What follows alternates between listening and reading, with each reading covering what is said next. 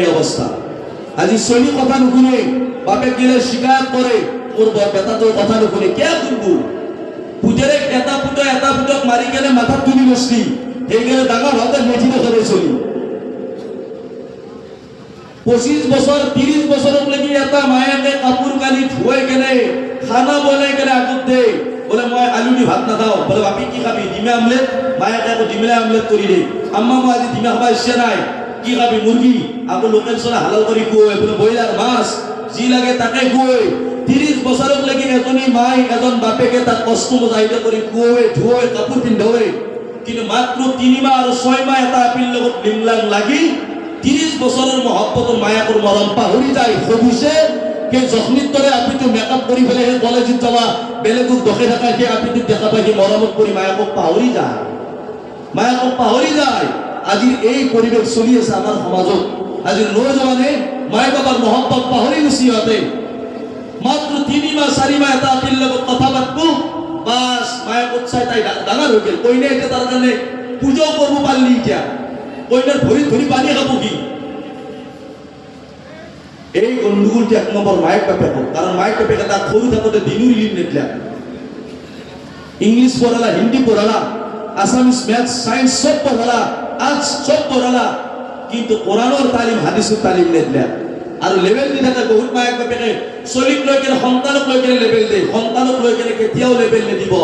সন্তান আল্লাহ দিয়া দান। কোরআন শরীফের ভিতৰত 25 নম্বর পারা সূরাতুস সূরা আল্লাহ তাআলাই কয় লিল্লাহি মুলকুস সামাওয়াতি ওয়াল আরদ ইয়াখলুকু মা ইয়াশা ইয়াহাবু লিমান ইয়াশাউ ইনাতাহু ওয়া ইয়াহাবু লিমান ইয়াশাউ যুকুর আও ইউসাউবিহুম যুকুরানা ওয়া ইনাতা ইয়াজআলু মান ইয়াশাউ আকিমা ওয়া ইয়াজআলু মান ইয়াশাউ আকিমা।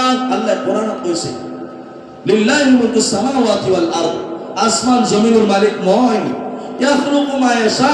ও মোর কলিজার বন্ধুসকল, আজি সন্তানক লৈ যিসকল বাপেক মায়েকে অহংকাৰ কৰে, আজি আপোনাৰ ঘৰে আপোনাৰ যি সন্তান আছে, এনেকুৱা সন্তান বহুত কবৰৰ ভিতৰত সোমাই আছে না নাই? কম বহুত মাকুৰ পেটৰ পৰাই, মাকুৰ কোলাৰ পৰাই, বুকুৰ মাজৰ পৰাই আল্লাহ ৰাখি লৈ গৈছে, মায়েকে গমেই নাপায়।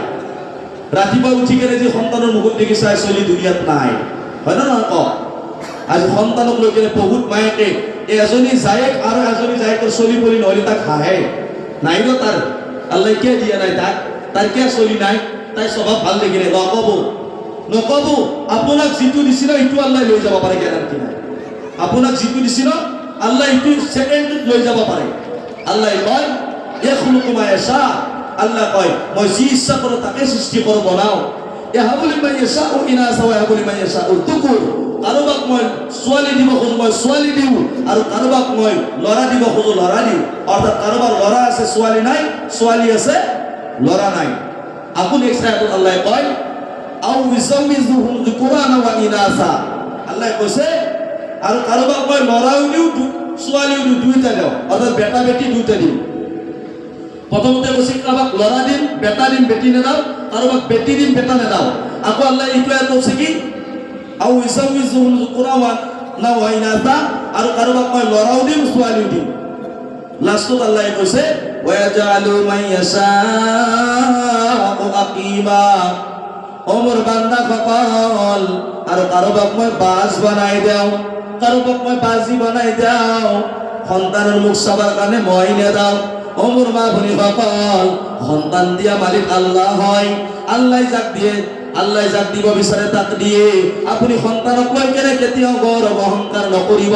আপোনাৰ দৰে সন্তান, আপোনাৰ সন্তানৰ দৰে কিমান সন্তান আজি কবৰত টোপনি মাৰি আছে, কিমান আজি মেডিকেলত পৰি আছে, হস্পিটেলত পৰি আছে, জুৱাৰ গাঁতিত আছে, জিনাৰ গাঁতিত আছে, ড্ৰাগছ লৈ আছে, মদ খাই আছে, ভাং খাই আছে, গায়ক হৈ আছে, ডেন্স মাৰি আছে, চিনেমা কৰি আছে। আৰু কিমানৰ সন্তান মাদ্ৰাসাত কোৰআন হাসিল কৰি আছে, ইলিম হাসিল কৰি আছে।